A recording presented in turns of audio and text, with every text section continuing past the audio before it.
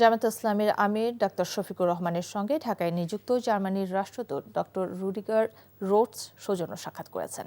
সকাল ৯টায় রাজধানীর বসুন্ধরায় জামায়াত আমিরের কার্যালয়ে সাক্ষাৎ অনুষ্ঠিত হয়। এ সময় তার সঙ্গে ছিলেন দূতাবাসের পলিটিক্যাল ও প্রেস অফিসার শার্লিনা নুসহাত কবির। বৈঠকে আসন্ন ত্রয়োদশ জাতীয় নির্বাচন বাংলাদেশের জন্য অত্যন্ত গুরুত্বপূর্ণ বলে উল্লেখ করা হয়। নির্বাচন অবাধ, সুষ্ঠু ও গ্রহণযোগ্যভাবে সম্পন্ন করার লক্ষ্যে জার্মানির সহযোগিতা ও কারিগরি সহায়তা কামনা করা হয়।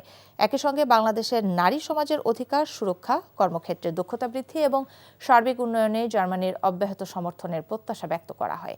এছাড়া বৈঠকে বাংলাদেশের টেকসই গণতন্ত্র ও গণতান্ত্রিক প্রতিষ্ঠানসমূহকে আরও শক্তিশালী করার প্রয়োজনীয়তা নিয়ে আলোচনা হয়। উভয় পক্ষ ভবিষ্যতে বাংলাদেশ ও জার্মানির মধ্যে দ্বিপাক্ষিক বাণিজ্য, বিনিয়োগ ও অর্থনৈতিক সহযোগিতা আরও বেগবান হবে বলে আশাবাদ ব্যক্ত করেন।